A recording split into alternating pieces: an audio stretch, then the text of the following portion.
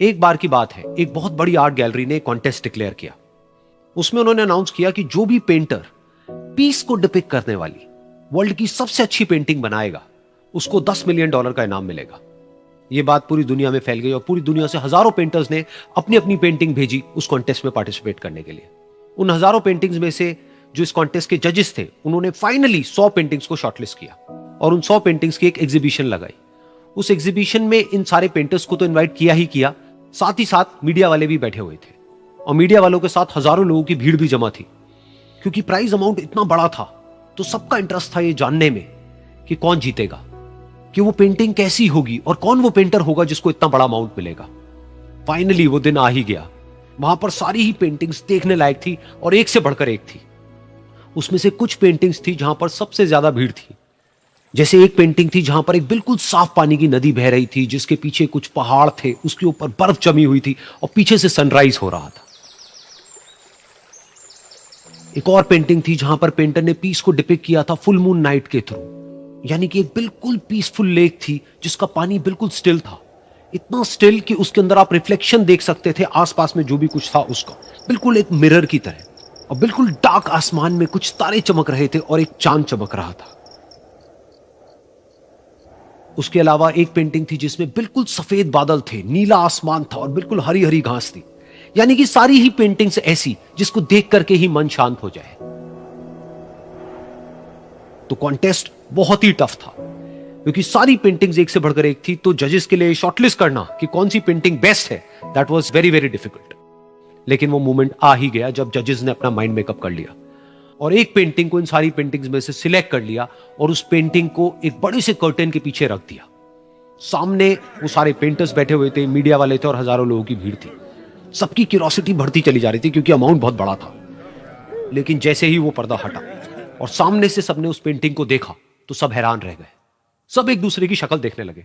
किसी को कुछ समझ नहीं आ रहा था कि एक्चुअल में हो क्या रहा है, क्योंकि वो पेंटिंग जो वहां पर दिख रही थी वो दूर दूर तक शांति को डिपिक्ट नहीं कर रही थी।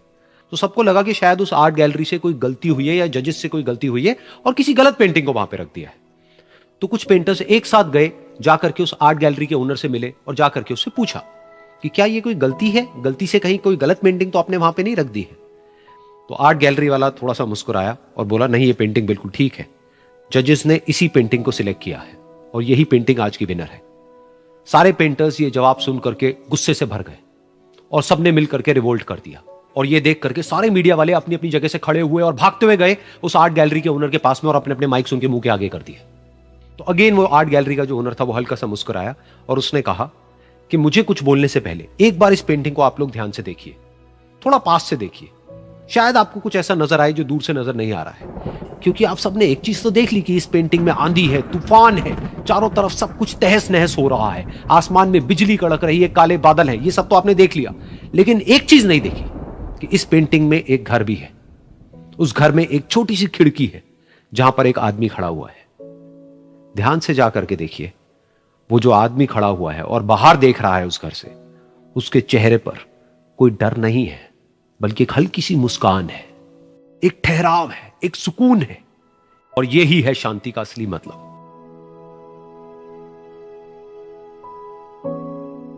यानी कि शांति का मतलब यह नहीं है कि हमारे बाहर सब कुछ शांत है और फिर हम शांत हैं, क्योंकि वो टेम्पररी है। असली शांति का मतलब यह है कि हमारे बाहर चाहे जो कुछ भी हो रहा हो, हम अंदर से पूरी तरह से शांत हैं, हमारा मन शांत है। क्योंकि जिसका मन शांत नहीं है उसको चाहे आप कितनी भी सुंदर से सुंदर जगह पर ले जाकर के बिठा दो, वो वहां पर भी जाकर के दुखी ही रहेगा। लेकिन दूसरी तरफ से जिसका मन शांत है, उसके बाहर चाहे कुछ भी हो रहा हो, चाहे मौसम कैसा भी हो, चाहे उसके आसपास में सब कुछ तहस नहस हो रहा हो, तूफान हो, लेकिन वो अंदर से बिल्कुल शांत रहेगा। और यही है शांति का असली मतलब।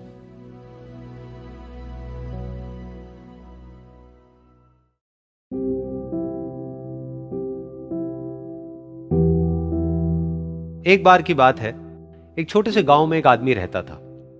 उसके घर के पास में एक पहाड़ था जहां पर वो रोज सुबह जाता, उस पहाड़ पर थोड़ी देर के लिए वो बैठता, फिर वापस आ जाता। तो रोज की तरह वो सुबह सुबह जा रहा था। पीछे से उसका छोटा सा बेटा आया, उसने आकर के उसका हाथ पकड़ लिया और कहा कि आज मैं भी आपके साथ चलूंगा। उसने पहले तो उसको थोड़ा सा समझाया और मना किया, कहा कि जो रास्ता है वो बहुत ही छोटा है, और चढ़ाई बहुत ज्यादा है, तो तुम मेरे साथ नहीं चल पाओगे। लेकिन फिर जब उस बेटे ने जिद करी तो पिता मान गया। तो दोनों पहाड़ पर चढ़ने लगे। पिता ने बेटे का हाथ कस के पकड़ा हुआ था। लेफ्ट साइड में पहाड़ थे, राइट साइड में खाई थी और रास्ता बहुत ही छोटा था। और वो पहाड़ की चोटी तक पहुंचने ही वाले थे, तभी रास्ते में एक बड़ा सा पत्थर आया। क्योंकि पिता उस रास्ते पर रोज आता था तो उसको पता था कि वहां पे पत्थर है, तो वो साइड से निकल गया। लेकिन जो बेटा था उसका ध्यान कहीं और था, तो उसका घुटना जा करके उस बड़े से पत्थर पर टकरा गया। तो फिर उस बच्चे के मुंह से एक चीख निकली, और जैसे ही वो चीखा उसकी आवाज उन पहाड़ों में गूंजने लगी। इससे पहले उस बच्चे ने कभी भी अपनी आवाज की गूंज नहीं सुनी थी, तो उसे समझ नहीं आया कि क्या हो रहा है। वो अंदर से थोड़ा सा घबरा गया। उसे लगा कि शायद कहीं कोई है जो छुप करके उसको देख रहा है और उसका मजाक उड़ा रहा है। फिर उस बच्चे ने बोला, कौन हो तुम? तो जब उस बच्चे ने इस गूंज को सुना उसे गुस्सा आ गया। उसे लगा कि कौन है ये जो मेरा मजाक उड़ाए चले जा रहा है। फिर उसने गुस्से से कहा, मैं तुम्हें छोड़ूंगा नहीं। और फिर जैसे ही उसने इस गूंज को सुना वो घबरा गया। उसके पिता समझ गए थे कि क्या हो रहा है। उसने अपने पिता का हाथ कस के पकड़ लिया और उनसे पूछा, कौन है ये जो मुझे इतना तंग कर रहा है? कौन है ये जो मुझे इतना डरा रहा है? तो उसके पिता थोड़ा सा मुस्कुराए और उन्होंने खाई की तरफ देखा और जोर से बोला, मैं तुमसे बहुत प्यार करता हूं। ये सुनकर वो बच्चा हैरान हो गया। उसे समझ नहीं आया कि हो क्या रहा है, कि वही इंसान जो उसका मजाक उड़ा रहा है और उसको तंग कर रहा है, वो उसके पिता को बोल रहा है कि मैं तुमसे बहुत प्यार करता हूं। तो उसके पिता ने अपने बेटे को देखा और वो समझ गए कि उसके मन में क्या चल रहा है। और फिर दोबारा उन्होंने बोला, तुम बहुत अच्छे हो। और ये सुनकर उनका बेटा भी थोड़ा सा मुस्कुराया और पूछा अपने पिता से कि ये क्या हो रहा है। और फिर उसके पिता ने अपने बेटे को समझाया, ये जो आवाज तुम सुन रहे हो ना, ये किसी और की नहीं है, ये तुम्हारी ही आवाज है जो कि पहाड़ों में गूंज रही है और तुम्हें अपनी ही आवाज सुनाई दे रही है। जैसा तुम बोलते हो ठीक वैसा ही तुम्हें सुनाई देता है। अगर तुम गुस्से से कुछ कहोगे तो पलट करके जो आवाज आएगी उसमें भी गुस्सा होगा, लेकिन अगर तुम कुछ अच्छा कहोगे तो वो आवाज भी अच्छी होगी। बिल्कुल इसी तरह से हमारी जिंदगी में भी होता है। जैसा तुम अपने मन में इस जिंदगी के बारे में सोचते हो, ये जिंदगी तुम्हारे लिए बिल्कुल वैसी ही हो जाती है। अगर तुम मन ही मन अपने आप को ये बोलते रहोगे कि मेरी जिंदगी तो बहुत ही बुरी है, तो तुम्हारी जिंदगी सच में बुरी हो जाएगी। और अगर तुम अपनी जिंदगी से प्यार करोगे तो तुम्हारी जिंदगी भी तुमसे प्यार करेगी। ये बात उस बच्चे के दिमाग में घर कर गई और फिर वो दोनों उस पहाड़ की चोटी पर गए। लेकिन बच्चे के दिमाग में यही बात घूम रही थी। और फिर वो बच्चा खिलखिला के हंसा और उसने अपने दोनों हाथ खोले और अपनी पूरी ताकत से बोला, मैं तुमसे बहुत प्यार करता हूं।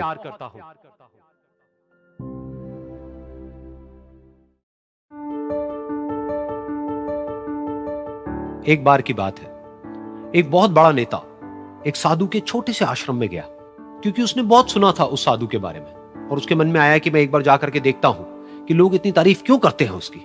तो जब वो उस आश्रम में गया तो वहां पर एक छोटा सा कमरा था जहां पर एक कालीन बिछा हुआ था। वहां पर कुछ लोग बैठे हुए थे नीचे और साधु जी सामने बैठे हुए थे। कुछ सवाल जवाब चल रहा था। तो जैसे ही वो अंदर गया, वो अकेला नहीं था, उसके साथ में 4 बॉडीगार्ड्स भी थे। और उसको ये आदत थी कि जहां पर भी वो जाता था लोग अपनी जगह से खड़े हो जाते थे, उसकी तरफ देखते थे, हाथ जोड़ते थे, अपना सर झुकाते थे। लेकिन यहां पर ऐसा कुछ भी नहीं हुआ। साधु ने उसकी तरफ देखा तक नहीं, क्योंकि वो साधु किसी के सवाल का जवाब दे रहे थे। लेकिन नेता को इस बात पे गुस्सा आ गया। नेता को लगा कि ये मेरी बेइज्जती है। तो उस नेता ने साधु की बात को बीच में ही काटते हुए थोड़ा गुस्से से कहा, मैं आपसे कुछ कहना चाहता हूं। साधु ने उसकी तरफ देखा और बोले, आप थोड़ी देर रुकिए, पहले मैं इनके सवाल का जवाब दे लूं, उसके बाद में मैं आपसे बात करूंगा। तब तक अगर आप चाहें तो आप बैठ सकते हैं। बस साधु का इतना कहने की देर थी। नेता का चेहरा गुस्से से लाल हो गया और फिर उसने अपना सारा गुस्सा उस साधु के ऊपर निकाल दिया। अभी तक वो नेता बहुत ही तमीज से बात कर रहा था, यानी कि आप कह करके बात कर रहा था। अब वो तू तड़ाक पे उतर आया। नेता ने उस साधु को कहा, तुझे पता भी है मैं कौन हूं और तू किससे बात कर रहा है? साधु ने उसकी तरफ देखा और कहा, मुझे इससे कोई फर्क नहीं पड़ता कि आप कौन हैं, लेकिन आप जो कोई भी हैं, अगर आप चाहते हैं कि मैं आपके सवाल का जवाब दूं या आपसे बात करूं तो आपको कुछ देर रुकना होगा। और साधु के ये कहते ही नेता गुस्से से पागल हो गया और वहीं सबके सामने चीखने चिल्लाने लग गया, अब मैं तुझे तेरी असली औकात दिखाऊंगा। तूने मुझसे पंगा लेकर के ठीक नहीं किया है। तुझे पता भी है मैं तेरे बारे में क्या सोचता हूं। साधु ने फिर से उसकी तरफ देखा और बड़े ही प्रेम से कहा कि मुझे इससे कोई फर्क नहीं पड़ता है कि आप मेरे बारे में क्या सोचते हैं। आप जो चाहे वो मेरे बारे में सोच सकते हैं। फिर उस नेता ने बोला कि तू चाहे सुनना चाहता है या नहीं, लेकिन मैं तुझे बताऊंगा यही सबके सामने कि मैं तेरे बारे में क्या सोचता हूं। तू एक बहुत ही घटिया इंसान है। तू कोई साधु नहीं है, तू एक ढोंगी है, पाखंडी है, और यहां पर जितने भी लोग बैठे हैं उन सबको बेवकूफ बना रहा है। तेरा बस एक ही मकसद है कि इन लोगों की जेब में जितना भी पैसा है वो सब तेरे पास में आ जाए। तू अपने फायदे के लिए इन लोगों का इस्तेमाल कर रहा है, और अब मैं तुझे नहीं छोड़ने वाला। तेरा पर्दाफाश करके रहूंगा पूरी दुनिया के सामने। लेकिन उसके इतना बोलने के बाद भी उस साधु के चेहरे पर हल्की सी मुस्कान बनी ही रही। ये देखकर वो और तिल मिला गया और उसने कहा, अब बहुत हुआ, अब मैं यहां 1 मिनट भी नहीं रुकने वाला। लेकिन अभी भी तेरे पास में मौका है, अगर मुझसे माफी मांगनी है या मुझसे कुछ कहना है तो कह सकता है। इतना सब होने के बाद भी साधु बिल्कुल शांत था और उनके चेहरे पर एक मुस्कान थी। उन्होंने अपनी आंखें बंद कर ली। फिर साधु ने अपनी आंखें खोली, हाथ जोड़े और कहा कि मुझे आपसे कोई गिला शिकवा नहीं है। मेरे मन में आपके लिए कोई भी गलत ख्याल नहीं है। जो भी आपने मेरे बारे में कहा वो आपकी अपनी सोच थी, तो मुझे आप में कोई भी बुराई नजर नहीं आती है। मुझे आप एक बहुत ही भले इंसान लगते हैं। और साधु के इतना कहते ही नेताजी का दिमाग 7वें आसमान पर पहुंच गया। उनके चेहरे पर एक अजीब सी खुशी थी, क्योंकि उस साधु ने वही कहा जो बाकी सब लोग उस नेता को कहते हैं। और वो खुशी खुशी उस आश्रम से अपने घर की तरफ चला गया और जा करके अपने पिताजी के साथ में बैठ गया। उसके पिताजी की आंखें बंद थी और वो ध्यान में थे। पूरी जिंदगी उन्होंने सिर्फ लोगों की सेवा करी और बदले में कुछ भी एक्सपेक्ट नहीं किया। तो थोड़ी देर बाद जब उन्होंने अपनी आंखें खोली और देखा अपने बेटे को अपने साथ बैठे हुए, तो उनके बेटे के चेहरे पर आज एक अजीब सी खुशी थी जो आज से पहले उन्होंने कभी नहीं देखी थी। फिर उसने एक एक करके सब कुछ बताया कि आज क्या हुआ, किस तरह से वो आश्रम गया, वहां पर क्या हुआ, उसने क्या कहा, उन्होंने क्या कहा। तो जब इसके पिताजी ने पूरी बात सुनी तो थोड़ा सा मुस्कुराए और अपने बेटे को देख करके बोले कि उन्होंने तुम्हारी तारीफ नहीं करी है, क्योंकि उन्होंने वो नहीं कहा कि जो तुम हो, उन्होंने वो कहा कि जो वो खुद है। और तुमने जो भी कुछ उनको कहा वो नहीं कहा कि जो वो है, बल्कि तुमने वो कहा जो तुम खुद हो। यही बात वेदों में भी कही गई है, यथा दृष्टि तथा सृष्टि। ये दुनिया तुम्हें वैसी नहीं दिखती है जैसी कि ये दुनिया है। ये दुनिया तुम्हें वैसी दिखती है जैसे तुम खुद हो। जिसकी नजर जैसी है उसके लिए ये दुनिया वैसी ही है। तो अगर तुम अपनी दुनिया को बदलना चाहते हो तो उसका सिर्फ एक तरीका है, अपनी नजर को बदलो।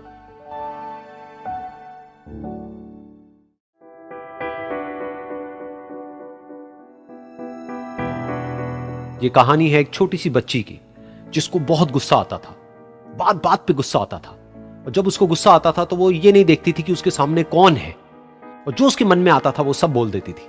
कई कई बार तो वो कुछ चीजें उठाती और जमीन पे फेंकती और तोड़ देती। तो उसके माँ बाप बहुत परेशान हो गए, उनको समझ नहीं आ रहा था कि वो क्या करे। उन्होंने बहुत कोशिश करी उस बच्ची को समझाने की अलग अलग तरीके से, लेकिन वो बच्ची समझ ही नहीं रही थी। फिर एक दिन उसकी माँ ने उसकी ट्यूशन टीचर से बात करी, क्योंकि ट्यूशन टीचर ही एक ऐसी थी जिसकी कि वो बात सुनती थी। तो उसकी टीचर ने उसकी माँ की सारी बातों को सुना और उनको बोला कि आप चिंता मत करो, आने वाले कुछ दिनों के अंदर अंदर ही इस बच्ची का गुस्सा पूरी तरीके से खत्म हो जाएगा।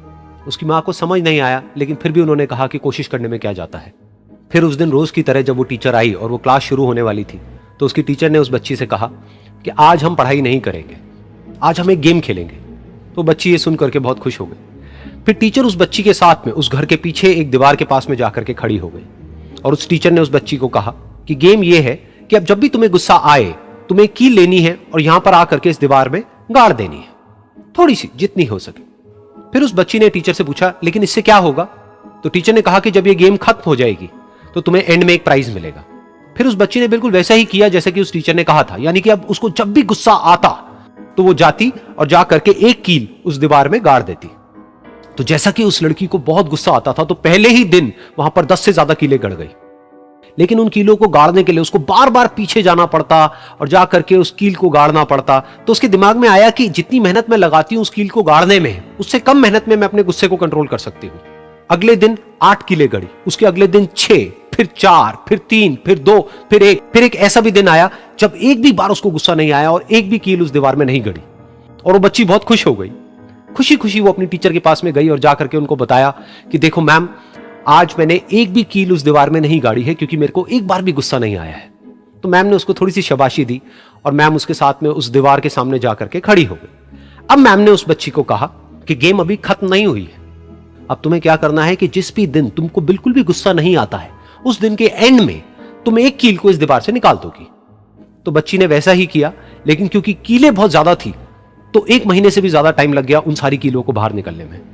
लेकिन एक दिन ऐसा भी आया जब सारी कीलें उस दीवार से बाहर निकल गई। फिर वो बच्ची बहुत ही खुश होकर के अपनी टीचर के पास में गई और जाकर के बोला कि अब उस दीवार में एक भी कील नहीं है। तो उसकी टीचर उस बच्ची के साथ में उस दीवार के सामने जाकर के खड़ी हुई। उसने देखा कि एक भी कील नहीं है दीवार में। फिर उसको उसकी एक फेवरेट चॉकलेट गिफ्ट करी और बोला कि तुम इस प्राइज को जीत गई हो। बच्ची बहुत ही खुश हो गई। फिर टीचर ने उस बच्ची से पूछा कि क्या तुमको इस दीवार में कुछ नजर आ रहा है? तो बच्ची ने कहा नहीं मैम, इसमें तो कुछ भी नहीं है, सारी कीलें निकल चुकी हैं। तो उस टीचर ने कहा एक बार ध्यान से देखो, शायद कुछ नजर आए। तो उस बच्ची ने दोबारा देखा और कहा वो जो कीलें मैंने गाड़ी थी उसके कुछ निशान मुझे नजर आ रहे हैं दीवार में।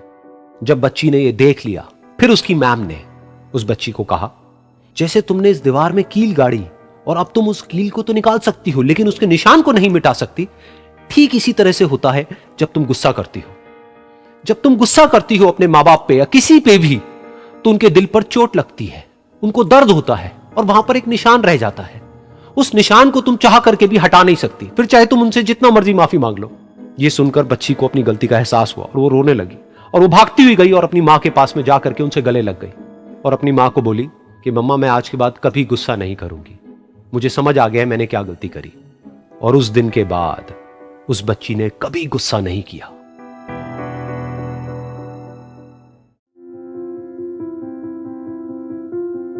एक बार एक लड़की ने एक एंट्रेंस एग्जामिनेशन को क्रैक करने की बहुत कोशिश करी, बहुत मेहनत करी, लेकिन उसके बाद भी वो उसको क्रैक नहीं कर पाई, जिसकी वजह से वो अंदर से पूरी तरह से टूट गई, बहुत परेशान रहने लग गई, दुखी रहने लग गई। उसके पिता से अपनी बेटी की यह हालत देखी नहीं गई। फिर उन्होंने एक दिन अपनी बेटी को बुलाया और उन्होंने अपनी बेटी को कहा कि तुम मेरे साथ एक बार किचन में चलो, मुझे तुम्हें कुछ दिखाना है। किचन में पहले से ही उन्होंने गैस स्टोव के ऊपर 3 बोल रखे हुए थे। फिर उन्होंने उन तीनों बोल्स के अंदर पानी भरा, एक के अंदर कुछ आलू डाले, एक के अंदर कुछ अंडे और एक के अंदर कॉफी बीन्स, और उसको उबलने के लिए छोड़ दिया। उसके बाद में 5 मिनट हो गए, 10 मिनट हो गए, 20 मिनट हो गए और वो वहां पर खड़े रहे अपनी बेटी के साथ में और उसको देखते रहे।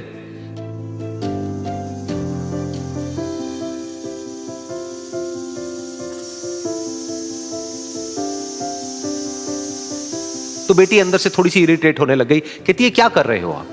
तो उसके पिता ने कहा कि सिर्फ 1 मिनट और रुको, तुमको सब समझ आ जाएगा। फिर उसके बाद में एक एक करके उन्होंने गैस स्टोव को बंद किया और जो पहला बोल था उसमें से आलू निकाले और निकाल करके एक प्लेट पे रख दिए। दूसरे बोल में से उन्होंने वो अंडे निकाले और निकाल करके एक और प्लेट में रख दिए और तीसरे बोल में से जो कॉफी थी उसको छान करके एक कप के अंदर भर दिया और वो वहीं सामने स्लैब पे रख दिया और अपनी बेटी से पूछा कि तुम्हें क्या दिख रहा है? तो उनकी बेटी को थोड़ा सा गुस्सा आ गया। उसने कहा कि इसमें देखना क्या है, एक में आलू है, एक में अंडे हैं और एक में कॉफी है। तो उसके पिता ने कहा कि एक बार इनको छू करके देखो, शायद तुम्हें कुछ समझ आए। तो उसने सबसे पहले आलूओं को छुआ, तो जब उसको छुआ और थोड़ा सा दबाया तो वो बिल्कुल सॉफ्ट हो चुके थे। तो उसके बाद में उसके पिता ने उन अंडों को तोड़ा तो वो हार्ड थे।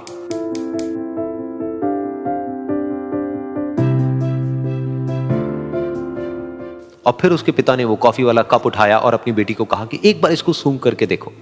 तो जब उनकी बेटी ने उस कॉफी को सूंघा तो उसके चेहरे पर एक स्माइल आ गई। फिर उसके पिता ने अपनी बेटी को कहा कि तुमने ध्यान से देखा कि क्या हुआ यहां पर? ये तीनों ही बिल्कुल एक ही सिचुएशन में गए, लेकिन तीनों ने अलग अलग तरीके से रिस्पॉन्ड किया। तो पहला यानी कि आलू, जब हमने उसको उस पानी में डाला था उससे पहले वो बहुत ही हार्ड थे और स्ट्रांग थे, लेकिन गर्म पानी में जाने के बाद में वो अंदर से बिल्कुल सॉफ्ट हो गए, यानी कि कमजोर पड़ गए। दूसरे थे अंडे, जो गर्म पानी में जाने से पहले अंदर से बिल्कुल ही कमजोर थे, लेकिन गर्म पानी में जाने के बाद वो अंदर से स्ट्रांग हो गए। तीसरी थी कॉफी, जिसने कुछ ऐसा किया जो इन दोनों से बिल्कुल अलग था, यानी कि उसने उस गर्म पानी में जाने के बाद में खुद को नहीं बदला बल्कि उस पानी को ही बदल दिया। बिल्कुल इसी तरह से हमारी जिंदगी में भी होता है। तुम्हारे ऊपर है कि तुमको इन तीनों में से क्या बनना है। एक, आलू के जैसा, यानी कि जब तुम्हारी जिंदगी में कोई मुश्किल आए तो तुम अंदर से पूरी तरह से टूट जाओ, यानी कि कमजोर पड़ जाओ। दूसरा, अंडे के जैसा, यानी कि जैसे ही तुम्हारी जिंदगी में कुछ मुश्किलें आए, वो मुश्किलें तुमको अंदर से तोड़े नहीं बल्कि तुम अंदर से और स्ट्रांग हो जाओ। या फिर तीसरा, यानी कि कॉफी के जैसा, मतलब कि जब तुम्हारी जिंदगी में कुछ मुश्किलें आए तो तुम ना सिर्फ उन मुश्किलों का डट करके सामना करो बल्कि अपनी जिंदगी को ही बदल दो।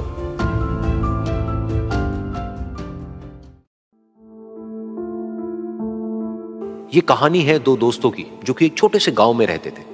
एक बार वो दोनों किसी काम से शहर गए और वापस अपने गांव लौट रहे थे। उनके गांव तक पहुंचने के लिए उनको एक घने जंगल से होकर के गुजरना था, और जब वो उस जंगल से गुजर रहे थे तो एक दोस्त को प्यास लगी और वो पानी ढूंढने के लिए रास्ता भटक गए। थोड़ी ही देर बाद शाम हो गई और रात होने ही वाली थी। तो उन दोनों की नजर एक गुफा पे पड़ी जो कि पेड़ों से घिरी हुई थी चारों तरफ से। तो उन्होंने सोचा कि यही जगह ठीक है रात बिताने के लिए। तो दोनों ने कुछ लकड़ियां इकट्ठी करी, उस गुफा के अंदर गए और आग जला करके वहां पे बैठ गए।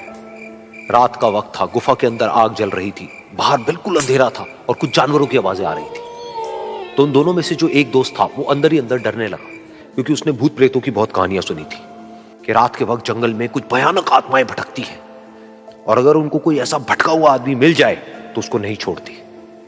तो जब उसने भूत प्रेतों की बात अपने दोस्त से करी तो उसके दोस्त ने हंसते हुए उससे पूछा, क्या कभी तूने किसी भूत को देखा है? तो उसने कहा, नहीं मैंने तो नहीं देखा, लेकिन मेरे कुछ जान पहचान के लोग हैं जिन्होंने देखा है। तो उसके दोस्त ने उसको समझाने की बहुत कोशिश करी कि यार ऐसी सुनी सुनाई बातों पर विश्वास नहीं करते हैं, अब तू सो जा और मुझे भी सोने दे, मुझे नींद आ रही है। और इतना कह करके उसका दोस्त वहीं पर लेट गया और थोड़ी देर में सो गया। लेकिन वो जो अंदर से डरा हुआ था वो लेट तो गया, लेकिन उसको नींद नहीं आ रही थी। उसको लग रहा था कि शायद यहां पर कहीं कोई है जो छुप करके कहीं से उसको देख रहा है। उस आग की वजह से कुछ परछाइयां बन रही थी वहां पर पत्थरों पर, तो उन परछाइयों को देख करके भी वो डर रहा था। फिर कुछ घंटे तक ऐसे ही चलता रहा। फिर उसके बाद में क्योंकि वो थका हुआ था तो उसको नींद आ गई। लेकिन नींद आने के कुछ देर बाद ही उसको एक सपना आया। सपने में उसको एक बहुत ही भयानक परछाई उसकी तरफ बढ़ती हुई नजर आई। अब जैसे जैसे वो अंदर से डरता चला जा रहा था, वो परछाई उसके और पास आती चली जा रही थी और बड़ी होती चली जा रही थी। और उस परछाई में एक हाथ उसको नजर आया जिसके बड़े बड़े नाखून थे, और वो हाथ उसकी तरफ बढ़ता चला गया और उसके गले तक पहुंचने ही वाला था कि तभी वो डर करके एकदम से उठा। फिर उसने अपने दोस्त की तरफ देखा जो कि सो रहा था, उसको पकड़ करके जोर से उठाया। फिर उसने अपने दोस्त को बताया कि उसके साथ में क्या हुआ। तो उसका दोस्त फिर हंसने लगा। फिर उसके दोस्त ने उसको कहा, अब अगर दोबारा से तुझे वो परछाई दिखे तो तू वही कहियो जो मैं तुझे कह रहा हूं कहने के लिए, फिर देखते हैं वो परछाई तेरा क्या करती है। तुझे अपने अंदर ही अंदर बोलना है, मैं तुझसे नहीं डरता, सामने आ। तो उसके दोस्त ने वैसा ही किया। थोड़ी देर बाद दोबारा से उसको सपने में वही परछाई नजर आई और वो परछाई धीरे धीरे उसकी तरफ बढ़ने लगी। लेकिन इस बार वो उस परछाई से डरा नहीं, बल्कि अपनी पूरी हिम्मत जुटा करके उसने वही कहा, मैं तुझसे नहीं डरता, सामने आ। मैं तुझसे नहीं डरता, सामने आ। मैं तुझसे नहीं डरता, सामने आ। जैसे जैसे वो ये बोलने लगा, वो परछाई छोटी होने लगी और उससे दूर होने लगी। वो बोलता रहा, वो परछाई छोटी होती रही और धीरे धीरे वो परछाई दिखनी बंद हो गई। बिल्कुल ऐसा ही हमारी जिंदगी में भी होता है। हमारे अंदर जितने भी डर है, उससे हम जितना डरते हैं हम उतना ही छोटे होते चले जाते हैं और वो डर उतने ही बड़े होते चले जाते हैं। लेकिन अगर हम अपने अंदर के डरों से नहीं डरते हैं और उसका सामना करते हैं तो दुनिया का ऐसा कोई भी डर नहीं है जो कि हमें डरा पाए।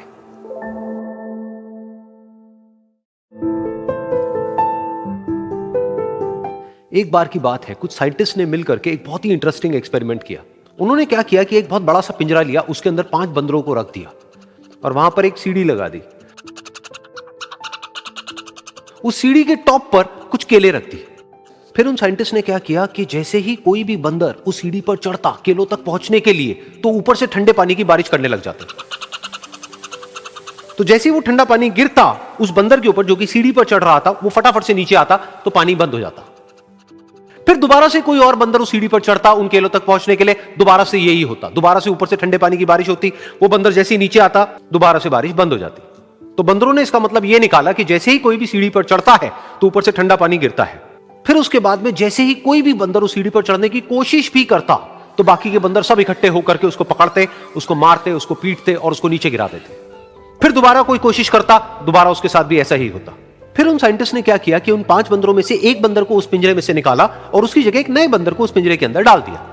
अब उस बंदर को नहीं पता था कि यहां पर क्या खेल चल रहा है। उसको जैसे ही सीढ़ी के ऊपर वो केले नजर आए, वो फटाफट से उस सीढ़ी के ऊपर चढ़ने लगा। अब की बार साइंटिस्ट ने कोई बारिश नहीं करी, लेकिन फिर भी जो बाकी के बंदर थे उन्होंने इसको पकड़ा, सीढ़ी से नीचे उतारा और मारने पीटने लग गए।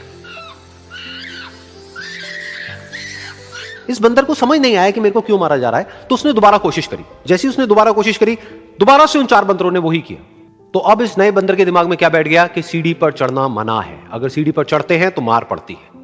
उस सीढ़ी पर चढ़ना क्यों मना है और क्यों मार पड़ती है वो उसको नहीं पता था, बट उसके दिमाग में यह बैठ गया कि इस सीढ़ी पर नहीं चढ़ना है, ना किसी को चढ़ने देना है। फिर दोबारा से उन साइंटिस्ट ने क्या किया कि जो पुराने 4 बंदर थे उसमें से एक बंदर को निकाला और एक नए बंदर को उसी जगह पर डाल दिया।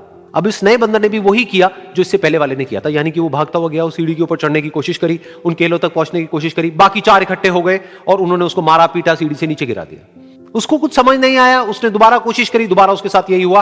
और अब इस बंदर के दिमाग में भी यही बैठ गया कि सीढ़ी पर चढ़ना मना है और सीढ़ी पर चढ़ने से मार पड़ती है। फिर साइंटिस्ट ने एक एक करके जो पुराने 3 बंदर बचे हुए थे उसमें से भी एक एक करके उन बंदरों को निकाला और उनकी जगह पर 3 नए बंदर आ गए। अब ये 5 बंदर नए थे और किसी को भी ये नहीं पता था कि उस सीढ़ी पर चढ़ना मना क्यों है, लेकिन उन सबके दिमाग में बैठा हुआ था कि सीढ़ी पर चढ़ने से मार पड़ती है। तो कोई भी कोशिश नहीं कर रहा था, जबकि अब कोई ठंडे पानी की बारिश भी नहीं हो रही थी। वो चाहते तो आराम से उस सीढ़ी पर चढ़ते, केले तोड़ते और आपस में बांट करके खा लेते। बिल्कुल ऐसा ही हम लोगों के साथ भी होता है, यानी कि इंसानों के साथ भी होता है। हजारों साल पहले कोई प्रथा बनी होती है, कोई रीति रिवाज होता है जिसके पीछे कोई ना कोई वजह होती है, लेकिन वो वजह खत्म होने के बाद भी वो प्रथा चलती रहती है, वो रीति रिवाज चलते ही रहते हैं। किसी में इतनी हिम्मत नहीं होती है ये पूछने की कि हम क्या कर रहे हैं, क्यों कर रहे हैं। बस सबको ये पता होता है कि ऐसा ही होता है। तो वो एक्सपेरिमेंट जिसके बारे में अभी मैंने आप लोगों को बताया, यानी कि वो बंदरों का एक्सपेरिमेंट, उसमें तो बेचारे बंदर हैं, जानवर हैं, उनको नहीं पता है कि क्वेश्चन कैसे पूछते हैं। लेकिन अगर हम इंसान होने के बावजूद भी क्वेश्चन ना करें तो हमारे में और जानवरों में क्या फर्क है, सोचिए।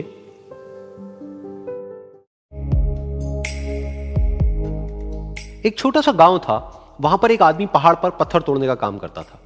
उसको अपनी जिंदगी से कोई गिला शिकवा नहीं था।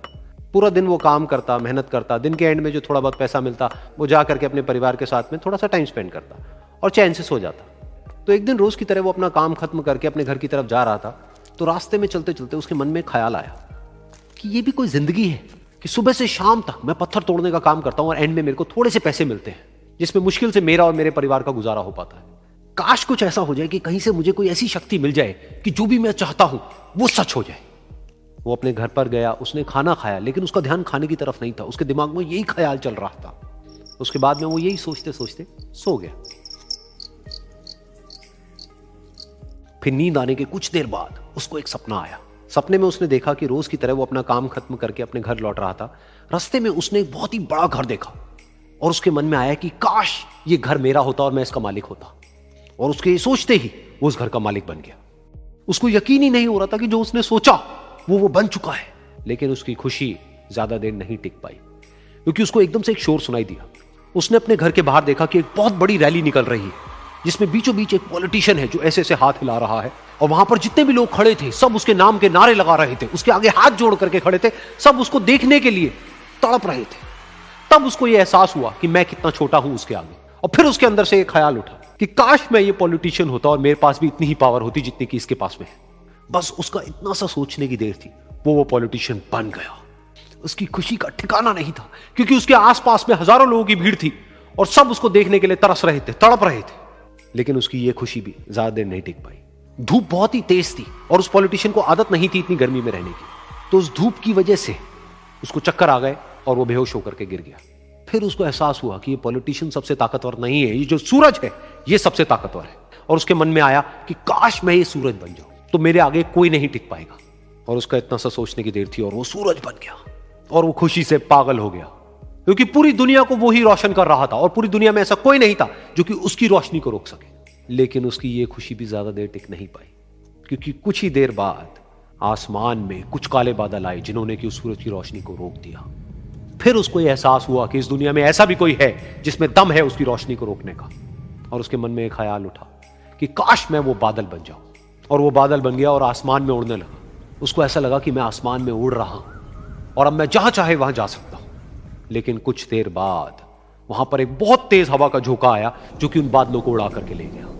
और फिर उसे ये समझ आया कि ये जो बादल हैं वो सूरज की रोशनी को तो रोक सकते हैं लेकिन हवा को नहीं रोक सकते। ये हवा उनको बहा करके ले जाती है। फिर उसके मन में आया कि काश मैं ये हवा बन जाऊं, और वो हवा बन गया। हवा बनने के बाद में उसको अपने अंदर एक अलग ही ऊर्जा का अनुभव हुआ। वो चाहे तो आराम से बहता और चाहे तो आंधी बन करके, तूफान बन करके, जिसको भी चाहे उड़ा करके ले जाता। उसको ये विश्वास होने ही लगा था कि इस दुनिया में सबसे ज्यादा शक्तिशाली मैं हूं। लेकिन तभी उसके सामने आया एक पहाड़। उसने अपनी पूरी ताकत लगा दी लेकिन उस पहाड़ को वो इतना सा भी नहीं हिला पाया। तब उसको यह एहसास हुआ कि इस दुनिया में कोई है जो हवा से भी ज्यादा शक्तिशाली है, जिसमें दम है उस हवा को रोकने का। फिर उसके मन में आया कि काश मैं ये पहाड़ होता, और वो पहाड़ बन गया। लेकिन हर बार की तरह इस बार भी उसकी खुशी ज्यादा देर तक नहीं टिक पाई। उसको एक जानी पहचानी सी आवाज सुनाई दी और साथ ही साथ उसको दर्द होने लगा, जैसे कि कोई है जो उसको तोड़ रहा है, उसको मार रहा है। तो दर्द से वो चीखने लगा और उसके मन में आया कि काश मैं वो बन जाऊं, क्योंकि इस पहाड़ को तोड़ने का दम रखता है। लेकिन इस बार उसकी ये ख्वाहिश पूरी नहीं हुई। वो रोने लगा, चीखने लगा, चिल्लाने लगा, उसने अपनी पूरी जान लगा दी, लेकिन इस बार वो नहीं बन पाया।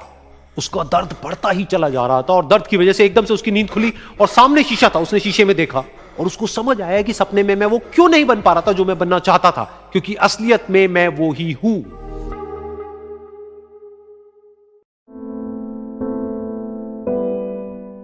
ये कहानी है दो दोस्तों की, और उनकी दोस्ती की शुरुआत हुई थी अभी कुछ दिन पहले हॉस्पिटल के कमरे से, जहां पर वो दोनों एडमिट थे। तो दोनों में से जो एक था, उसको अभी कुछ दिन पहले एक पैरालिसिस का अटैक आया था, जिसकी वजह से गर्दन के नीचे की उसकी पूरी बॉडी पैरालाइज हो गई थी और वो अपनी एक उंगली तक नहीं हिला सकता था। और पूरे दिन जो भी नर्स उसके पास में आती, वो उसको एक ही बात कहता कि मुझे कोई ऐसा इंजेक्शन दे दो जिससे कि मैं मर जाऊं, अब मैं और जीना नहीं चाहता, ऐसी जिंदगी का मैं क्या करूंगा। तो उसका जो दोस्त था उस कमरे में, क्योंकि वो चल फिर सकता था, तो रोज सुबह और रोज शाम को उस कमरे में एक खिड़की थी, उसके पास में जाकर के खड़ा हो जाता और अपने दोस्त को बताता कि उस खिड़की के बाहर क्या चल रहा है। बिल्कुल नीला आसमान है, सफेद बादल है, हल्की हल्की हवा चल रही है और कुछ पंछी उड़ रहे हैं। एक बहुत ही सुंदर बीच है जहां पर कुछ बच्चे मिट्टी के घरौंदे बना रहे हैं। कुछ लोग हैं जो वहां पर बैठे हुए बस समुद्र की लहरों को देख रहे हैं। कुछ लोग जॉगिंग कर रहे हैं, कोई एक्सरसाइज कर रहा है, कोई पतंग उड़ा रहा है। वहां पर एक आइसक्रीम की स्टॉल है जहां पर कुछ लोग आकर के आइसक्रीम खा रहे हैं। और सनसेट के टाइम पे जो पानी है वो पूरा गोल्डन हो जाता है और चमकने लगता है। तो शुरू में तो जब उसने वो सब बताना शुरू किया तो उसके दोस्त के ऊपर ज्यादा असर नहीं हुआ, लेकिन धीरे धीरे उसके अंदर जीने की चाह जागने लगी। अब वो सुबह का इंतजार करने लगा कि जल्दी से सुबह हो और मेरा दोस्त मुझे बताए कि आज यहां पर क्या हो रहा है। कुछ दिन तक ऐसे ही चलता रहा। फिर एक दिन जब वो सुबह उठा तो उसने देखा कि सामने वाला बेड खाली है। फिर उसने नर्स को बुलाया और उससे पूछा कि क्या वो डिस्चार्ज हो गया है। तो नर्स ने कहा कि आपको तो उन्होंने बताया होगा, उनके पास कुछ ही दिन बाकी थे और कल रात को ही उनकी डेथ हो गई है। ये सुन करके उसके अंदर की उम्मीद पूरी तरह से टूट गई, क्योंकि सिर्फ उसका दोस्त ही था जिसने उसको बाहर की दुनिया से जोड़ा हुआ था, जिसकी वजह से वो जान पाता था कि बाहर क्या हो रहा है और ये दुनिया कितनी खूबसूरत है। तो कुछ दिन तक तो वो रोता रहा और उसने जीने की चाह छोड़ दी। लेकिन दूसरी ही तरफ से उसके अंदर कहीं ना कहीं एक नई चाह पैदा हुई कि काश मरने से पहले एक बार मैं खुद अपनी आंखों से देखूं इस खिड़की के बाहर कि दुनिया कैसी है। जैसे जैसे उसकी ये चाह बढ़ने लगी, उसको अपने अंदर एक अजीब सी एनर्जी महसूस होने लगी। और फिर एक दिन उसने अपनी पूरी ताकत लगा दी और किसी तरीके से वो बेड से नीचे गिरा और पकड़ पकड़ करके किसी तरह से उस खिड़की तक पहुंचा। फिर उस खिड़की को पकड़ करके वो खड़ा हुआ और खिड़की के बाहर देख लिया। लेकिन खिड़की के बाहर देखते ही वो गुस्से से भर गया। उसने जोर से नर्स को आवाज लगाई और जैसे ही नर्स आई उसने नर्स से पूछा, ये तुमने क्या किया, ये खिड़की के बाहर काली दीवार क्यों खड़ी कर दी। तो नर्स को समझ नहीं आया वो क्या बोल रहा है और वो बोली कि मुझे 5 साल हो गए हैं यहां पर, जब से मैं आई हूं तब से तो ये काली दीवार यहां पर है। तब जाकर के उसको समझ आया कि उसका वो दोस्त उससे झूठ बोल रहा था। और उसने नर्स से पूछा, अगर ये काली दीवार पिछले 5 साल से यहां पर है तो मेरे दोस्त ने मुझसे झूठ क्यों कहा। तो नर्स थोड़ा सा मुस्कुराई और बोली कि मैं ये तो नहीं जानती कि उन्होंने आपसे झूठ क्यों कहा, लेकिन मैं इतना जरूर जानती हूं कि जो भी कुछ उन्होंने आपसे कहा उसी वजह से आप अभी अपने पैरों पर खड़े हैं।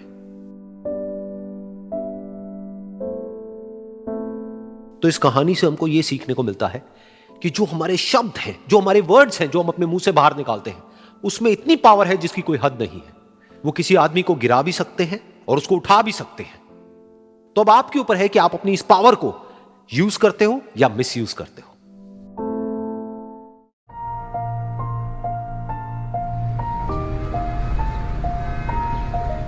एक बार एक छोटी सी बच्ची हाथ में मिट्टी की गुल्लक लेकर के भागती हुई एक दवाइयों की दुकान पर गई। वो काफी देर तक वहां पर खड़ी रही, लेकिन दुकानदार का ध्यान उसकी तरफ नहीं गया, क्योंकि और भी बहुत सारे लोग खड़े हुए थे। उसने दुकानदार को कई बार बुलाया, लेकिन वहां पर भीड़ इतनी थी कि दुकानदार का ध्यान उसकी तरफ गया ही नहीं। और फिर उस बच्ची को थोड़ा सा गुस्सा आया तो उसने अपनी मिट्टी की गुल्लक लेकर के वहीं काउंटर पर जोर से रख दी, जिसके बाद में जो दुकानदार था और जितने भी लोग खड़े थे वो सब उस बच्ची की तरफ देखने लग गए। और फिर उस दुकानदार ने उस बच्ची से पूछा, बेटे आपको क्या चाहिए। तो वो बड़े ही भोलेपन से बोली कि मुझे एक चमत्कार चाहिए। ये सुनकर के दुकानदार को कुछ समझ नहीं आया, ना ही वहां पर जो लोग थे उनको कुछ समझ में आया, और सब उसकी तरफ देखने लग गए। फिर दुकानदार ने बोला, बेटे चमत्कार तो यहां पर नहीं मिलता है। तो बच्ची को लगा कि वो उससे झूठ बोल रहा है। तो बच्ची ने कहा कि मेरी गुल्लक में बहुत पैसे हैं, आप बताओ आपको कितने पैसे चाहिए, लेकिन मैं आज यहां से चमत्कार लेकर के ही जाऊंगी। तो वहीं काउंटर पे एक और आदमी खड़ा था। उसने उस बच्ची से पूछा कि बेटे क्यों चाहिए तुमको चमत्कार।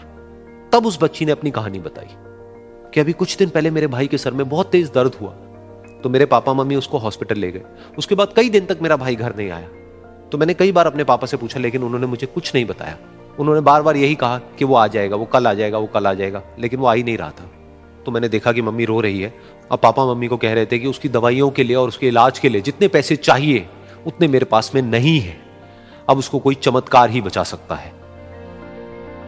तब मुझे लगा कि अगर मेरे पापा के पास में इतने पैसे नहीं भी हैं तो क्या हुआ, मेरे पास में तो है। तो मैंने जितने भी पैसे जोड़ रखे हैं वो सारे लेकर के मैं इस दवाई की दुकान पर आई। फिर उस आदमी ने उस बच्ची से पूछा, कितने पैसे हैं तुम्हारे पास में? ये सुनते ही उस बच्ची ने अपनी गुल्लक उठाई, जमीन पर फेंकी और तोड़ दी और पैसे गिनने लग गई। बाकी सब लोग खड़े होकर के उसको देख रहे थे। थोड़ी देर बाद उसने सारे पैसे अपने हाथ में इकट्ठे किए और बोली, मेरे पास में पूरे 19 रुपए हैं। वो जो आदमी वहां पर खड़ा था वो थोड़ा सा मुस्कुराया और बोला कि अरे तुम्हारे पास में तो पूरे पैसे हैं, इतने का ही तो आता है चमत्कार। ये सुनकर के वो बच्ची बहुत खुश हो गई और बोली कि चलो मैं आपको अपने पापा से मिलवाती हूं। बाद में पता लगा कि वो आदमी कोई आम आदमी नहीं था, बल्कि एक बहुत बड़ा न्यूरोसर्जन था और उसने सिर्फ 19 रुपए में उसके भाई की सर्जरी करी और कुछ ही दिन बाद वो ठीक होकर के घर वापस आ गया। फिर कुछ दिन बाद वो बच्ची, उसका भाई, उसके पापा, उसकी मम्मी चारों एक साथ बैठे हुए थे और बात कर रहे थे। तो उसकी मम्मी ने उसके पापा से पूछा कि अब तो बता दो ये चमत्कार आपने किया कैसे? तो उन्होंने अपनी बेटी की तरफ देखा और बोले, ये चमत्कार मैंने नहीं, इसने किया है।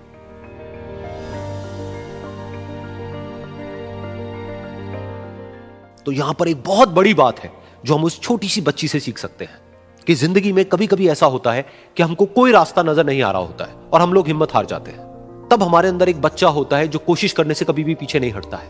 वो हार मानने को तैयार नहीं होता है क्योंकि उसको ना शब्द समझ नहीं आता है। वो बच्चा जिसके लिए कुछ भी नामुमकिन नहीं है, क्योंकि वो हर हाल में कोशिश करता ही रहता है।